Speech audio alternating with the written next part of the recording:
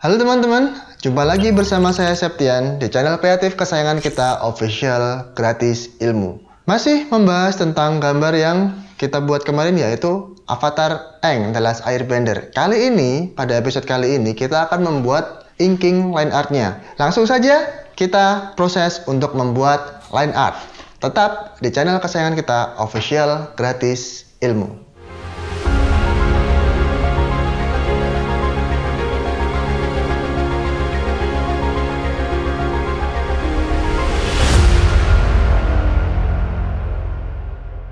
Langsung saja setelah kalian membuka Procreate, kalian lihat pada pojok kiri. Nah, ini adalah gambar yang terakhir saya buat kemarin. Kita langsung pada proses inkingnya. Sketch berada di layer 1. Kemarin ada 2 layer, soalnya kita satukan saja menggunakan 2 jari seperti ini pada Procreate. Nanti layer tersebut dari layer 1 dan 2 itu akan merger dan menjadi 1. Opacity-nya kita turunkan, lalu kita tambah layer menjadi layer 2. Nah, ini nanti adalah layer yang untuk inking. Jangan lupa aktifkan drawing assist. Kita ubah ke warna hitam. Opacity pada brush kita naikkan ke 100% ke atas. Lalu kita mulai untuk menggambar dan mengikuti garis sketsa yang sudah saya buat kemarin. Masih menggunakan brush dengan mode technical pen pada Procreate. Jangan lupa drawing assist diaktifkan. Nah, cara mengaktifkan drawing guide ya. Canvas, drawing guide, edit drawing, lalu symmetrical kita aktifkan. Kita mulai untuk membuat inking. Tinggal mengikuti saja karena sketsnya sudah kita buat kemarin. Jadi kita tinggal mempertebal saja. Kita pertebal bagian mata. Lalu bagian pelipis. Bisa disimak gambarnya.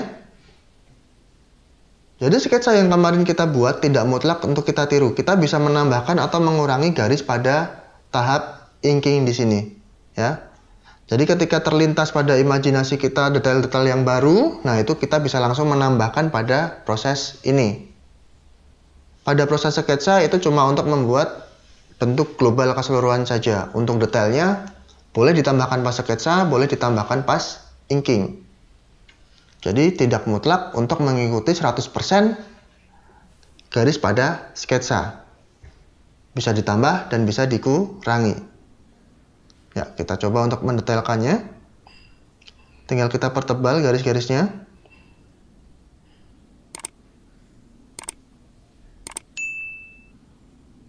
Nah, ini ya seperti bulatan-bulatan kecil di sini dalam sketsa tidak ada, tetapi kita bisa menambahkan pada proses inking.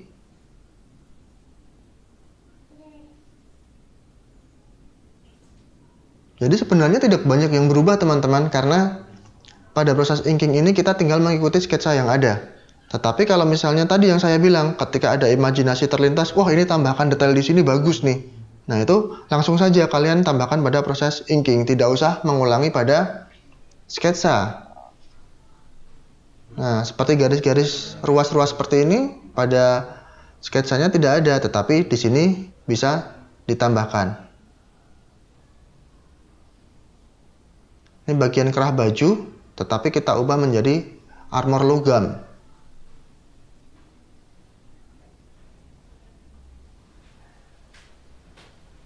Nah, salah satu tips untuk membuat part-part robot supaya terlihat futuristik itu jangan membuatnya terlalu kotak atau terlalu bulat. Jadi yang paling cocok adalah segi 5 atau segi 6. Itu lebih terlihat futuristik. Heksagonal itu juga terlihat futuristik, ya. Jadi jangan terlalu kotak, jangan konstan persegi panjang atau kubus. Nah, itu akan terlalu terlihat membosankan. Saya ulang ya, salah satu tips untuk membuat part robot, mulailah dari segi 5 atau segi 6. Jangan dari kotak atau bulatan. Jadi akan lebih terlihat futuristik. Kita tambahkan ruas-ruasnya di sini. Tetap disimak gambarnya.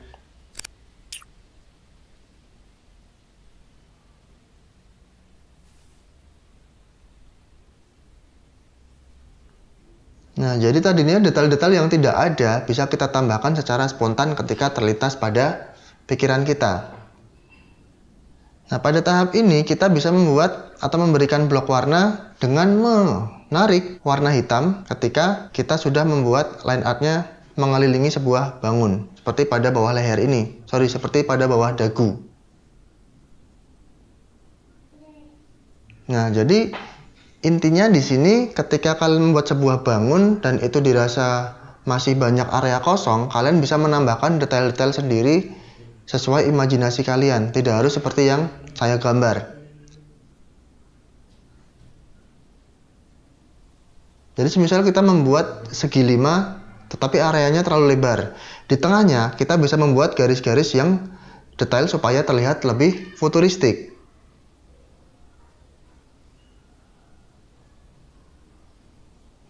Ya, kita buat bulatan pada bagian dadanya seperti Iron Man itu ya, punya sebuah core power di situ.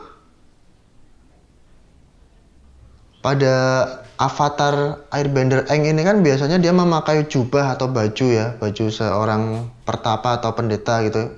Pendeta. Biksu ya. Nah, di sini kita membuatnya full body armornya menggunakan part-part robot. Nah, bebas saja dikembangkan imajinasinya, walaupun sketsanya sudah ada, tetapi ketika kalian punya imajinasi yang lain untuk menambahkan detail pada part tersebut, kita bisa menambahkannya secara spontanitas pada tahap inking ini. Kita tambahkan beberapa part kabel di sini ya, atau mungkin panel-panel yang bisa membuat part tersebut lebih terlihat modern.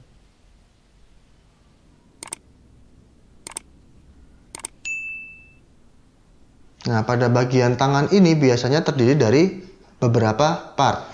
Di sini ada bagian plat, terus di sini ruas-ruas detail jari-jarinya.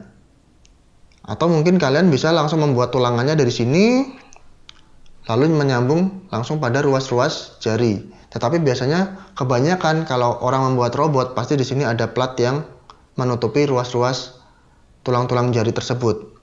Nah, untuk identiknya tetap kita tambahkan tanda anak panah di telapak tangan ya, karena biasanya di avatar Airbender of Aang ini biasanya kan ketika si Aang itu menggunakan full power, nah dia nyala semua ini ya, part panahnya ini.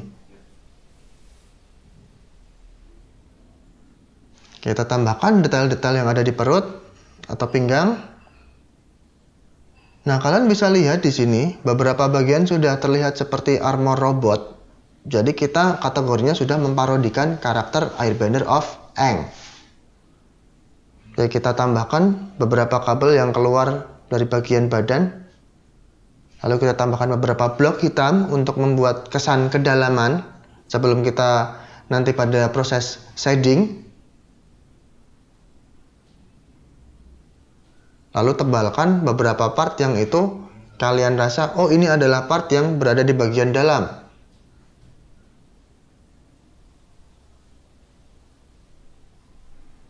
Pada garis terluar sebaiknya line artnya dipertebal. Kita tambahkan beberapa detail di beberapa bagian. Nah, jadi membuat blocking warna hitam itu bisa dilakukan ketika ada area yang sekelilingnya tertutup. Misalnya kita membuat bulatan, ada garis yang terputus di situ, itu nanti akan bocor. Tetapi kalau ada bulatan yang menyambung terus, blockingnya akan bisa diwarnai di situ.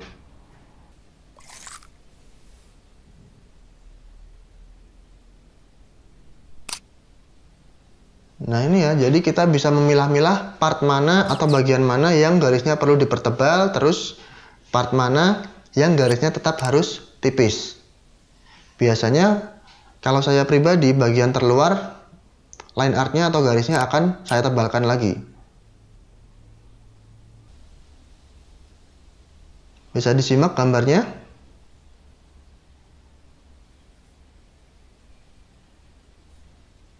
Ya, masih secara spontanitas saya tambahkan beberapa detail. Karena ketika kita menggores, pikiran ini terus berkembang ya kan. Oh ini terlintas nih, bagus nih. Nah, langsung aja dicantumkan di situ. Nanti keburu lupa kalau tidak diletakkan di situ bentuk-bentuknya.